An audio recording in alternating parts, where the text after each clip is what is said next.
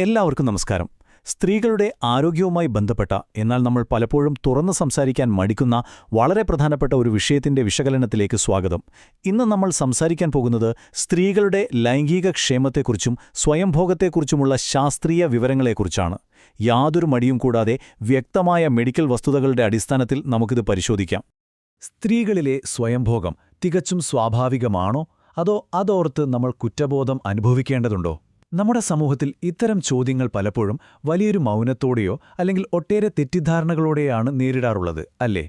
എന്നാൽ ഇന്ന് ആ നിശബ്ദത ഭേദിക്കാൻ നമ്മൾ പൂർണ്ണമായും മെഡിക്കൽ വസ്തുതകളെയാണ് ആശ്രയിക്കുന്നത്. നിങ്ങളുടെ മനസ്സിലുള്ള സംശയങ്ങളൊക്കെ മാറ്റിയെടുക്കാൻ ഈ അവലോകനം തീർച്ചയായും സഹായിക്കും. അപ്പോൾ ഇന്ന് നമ്മൾ പ്രധാനമായി നോക്കുന്നത് ഇതൊക്കെയാണ്. ഇത് സ്വാഭാവികമാണോ എന്ന് ആദ്യം നോക്കാം.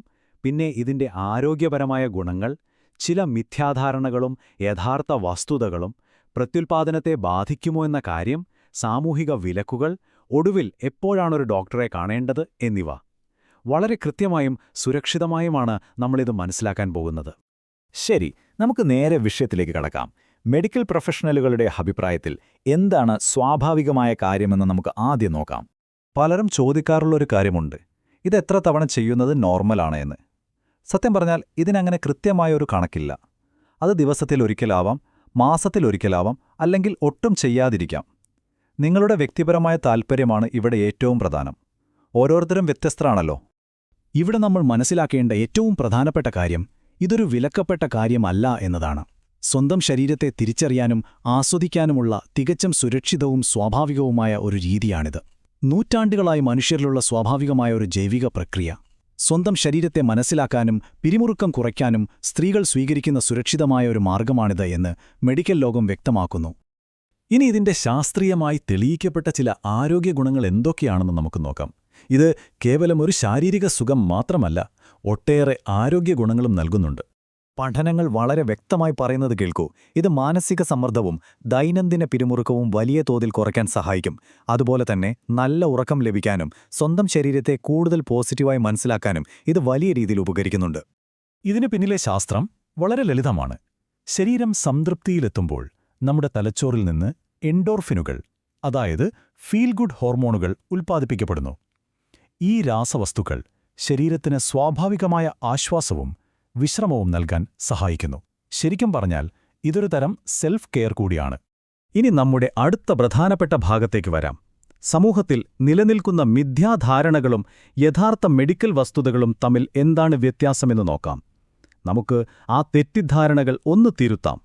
ഇതിലേറ്റവും പ്രധാനപ്പെട്ട കാര്യം, ശാരീരികമായി എന്തെങ്കിലും കേടുപാടുകൾ സംഭവിക്കുമോ എന്ന ഭയം മാറ്റുക എന്നതാണ്. ജനനേന്ദ്രിയത്തിന്റെ രൂപം മാറുമെന്നോ കേടുപാടുകൾ സംഭവിക്കുമെന്നോ ഒക്കെ പറയുന്നത് തികച്ചും അടിസ്ഥാനരഹിതമായ കാര്യമാണ് കേട്ടോ. മെഡിക്കൽ പരമായി നോക്കിയാൽ യാതൊരുവിധ പാർശ്വഫലങ്ങളുമില്ലാത്ത തികച്ചും സുരക്ഷിതമായ ഒന്നാണിത്. മനുഷ്യശരീരത്തിന്റെ മെഡിക്കൽ വൈവിധ്യമാണ് നാം ഇവിടെ മനസ്സിലാക്കേണ്ടത്. സംതൃപ്തി ലഭിക്കാൻ യോനിയോടെയുള്ള ബന്ധം മാത്രമേ വഴിയുള്ളൂ എന്നത് വളരെ വലിയൊരു തെറ്റിദ്ധാരണയാണ്. മിക്ക സ്ത്രീകൾക്കും ക്ലിറ്റോറിസ് വഴിയുള്ള ഉത്തേജനമാണ് കൂടുതൽ ഫലപ്രദമെന്നാണ് സ്രോതസ്സുകൾ വ്യക്തമാക്കുന്നത്.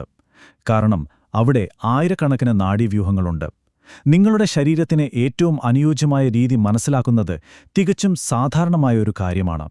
ഡോക്ടർമാരുടെ ക്ലിനിക്കുകളിൽ സ്ത്രീകൾ ഏറ്റവും കൂടുതൽ ചോദിക്കുന്നൊരു ആശങ്കയെക്കുറിച്ചാണ് നമ്മളിനി സംസാരിക്കുന്നത്.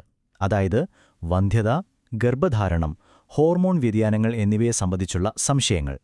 നമ്മൾ കൃത്യമായി മനസ്സിലാക്കേണ്ട ഒരു കാര്യമുണ്ട്. സ്വയംഭോഗം ഗർഭധാരണശേഷിയെയോ ഭാവിയിലെ ഗർഭത്തെയോ ബാധിക്കുമെന്ന് പറയുന്നതിന് യാതൊരുവിധ മെഡിക്കൽ തെളിവുകളുമില്ല. ഇത് ചെയ്യുമ്പോൾ ഓക്സിറ്റോസിൻ പോലുള്ള ഹോർമോണുകൾ താൽക്കാലികമായി പുറപ്പെടുവിക്കുമെങ്കിലും അത് നിങ്ങളുടെ പ്രത്യുൽപാദന ചക്രത്തെയോ ജനറൽ ആരോഗ്യത്തെയോ ദോഷകരമായി ബാധിക്കുന്ന ഹോർമോൺ മാറ്റങ്ങൾക്ക് കാരണമാകില്ല. അവ തികച്ചും ആരോഗ്യകരമായ പ്രതികരണങ്ങൾ മാത്രമാണ്. അക്കാര്യത്തിൽ പേടി വേണ്ട. മെഡിക്കൽ വശങ്ങൾക്കൊപ്പം തന്നെ ഇതിന്റെ വൈകാരികവും സാംസ്കാരികവുമായ വശങ്ങളും നമ്മൾ മനസ്സിലാക്കേണ്ടതുണ്ട്.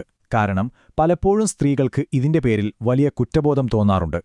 ഈ സാമൂഹിക വിലക്കുകളെ നമുക്കൊന്ന് വിശകലനം ചെയ്യാം. സമൂഹത്തിന്റെ ചില ചിന്താഗതികൾ കാരണം പലരും ഇതിനെ ഒരു പാപമായോ തെറ്റായോ കണ്ട് കുറ്റബോധം അനുഭവിക്കാറുണ്ട്. എന്നാൽ ജൈവികമായ വസ്തുത അതല്ലല്ലോ. സ്വന്തം ശരീരത്തെക്കുറിച്ച് ജിജ്ഞാസ തോന്നുന്നത് ഒരു തെറ്റോ മെഡിക്കൽ പ്രശ്നമോ അല്ല, മറിച്ച് ഇതൊരു സ്വാഭാവികമായ കാര്യമാണ്. മാനസിക പിരിമുറുക്കം കുറയ്ക്കാനുള്ള ഒരു വഴി. നിങ്ങൾക്ക് കുറ്റബോധം തോന്നുന്നുണ്ടെങ്കിൽ അത് മെഡിക്കൽ യാഥാർത്ഥ്യങ്ങളേക്കാൾ സാമൂഹികമായ ചുറ്റുപാടുകളിൽ നിന്നുണ്ടാകുന്നതാണെന്ന് ആദ്യം തിരിച്ചറിയുക. ശരി, എല്ലാം സാധാരണമാണെന്ന് നമ്മൾ പറഞ്ഞല്ലോ.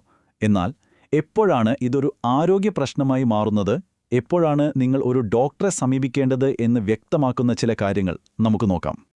ഇതിൽ ചില ലക്ഷണങ്ങൾ നമ്മൾ കൃത്യമായി ഓർക്കേണ്ടതുണ്ട്. നിങ്ങളുടെ ദൈനംദിന ജീവിതത്തെയോ ജോലിയെയോ സാമൂഹിക ബന്ധങ്ങളെയോ ഇത് ബാധിച്ചു തുടങ്ങുമ്പോഴാണ് ഇതിനെ ഗൗരവമായി കാണേണ്ടത്. ഇതിനുള്ള ആഗ്രഹം കാരണം ജോലി ഒഴിവാക്കുകയോ പങ്കാളിയുമായുള്ള ബന്ധത്തിൽ വിള്ളലുണ്ടാകുകയോ ചെയ്താൽ അതൊരു പ്രശ്നമാണ്. അതുപോലെ തന്നെ വിശ്രമിച്ചിട്ടും മാറാത്ത ശാരീരിക വേദനയോ അസ്വസ്ഥതയോ അനുഭവപ്പെടുന്നുണ്ടെങ്കിൽ തീർച്ചയായും ഒരു ഹെൽത്ത് കെയർ പ്രൊഫഷണലിന്റെ സഹായം തേടേണ്ടതാണ്. നമ്മൾ സംസാരിച്ച കാര്യങ്ങളുടെയൊക്കെ ഒരു രത്ന ചുരുക്കം ഇതാണ്. നിങ്ങളുടെ ശരീരം നിങ്ങളുടേത് മാത്രമാണ്. സ്വന്തം ശരീരത്തെയും അതിനുവേണ്ട ആരോഗ്യപരമായ കാര്യങ്ങളെയും മനസ്സിലാക്കുന്നത് ഒരു തെറ്റല്ല, മറിച്ചത് നിങ്ങളോടുള്ള വലിയൊരു ആദരവും ബഹുമാനവുമാണ്. നിങ്ങളുടെ ശരീരം നൽകുന്ന സൂചനകൾ എപ്പോഴും ശ്രദ്ധിക്കുക. ഈയൊരു ചെറിയ ചോദ്യത്തോടെ ഇന്നത്തെ ഈ അവലോകനം നമുക്ക് അവസാനിപ്പിക്കാം. നിങ്ങളുടെ ശരീരത്തിന്റെ ക്ഷേമത്തിനും ആരോഗ്യത്തിനും നിങ്ങൾ ഇന്ന് എങ്ങനെ മുൻഗണന നൽകും? അനാവശ്യമായ സാമൂഹിക കുറ്റബോധങ്ങളൊക്കെ ഒഴിവാക്കി നിങ്ങളുടെ ആരോഗ്യത്തിന്റെ നിയന്ത്രണം ഏറ്റെടുക്കാൻ ഈ അറിവുകൾ നിങ്ങളെ സഹായിക്കുമെന്ന് ഞാൻ വിശ്വസിക്കുന്നു. കൂടുതൽ കാര്യങ്ങൾ പഠിക്കാനും അറിയാനും ഈ ചോദ്യം നിങ്ങളെ പ്രേരിപ്പിക്കട്ടെ. ഈ വിവരങ്ങൾ ശ്രദ്ധിച്ച എല്ലാവർക്കും നന്ദി. തൽക്കാലം വിടവാങ്ങുന്നു.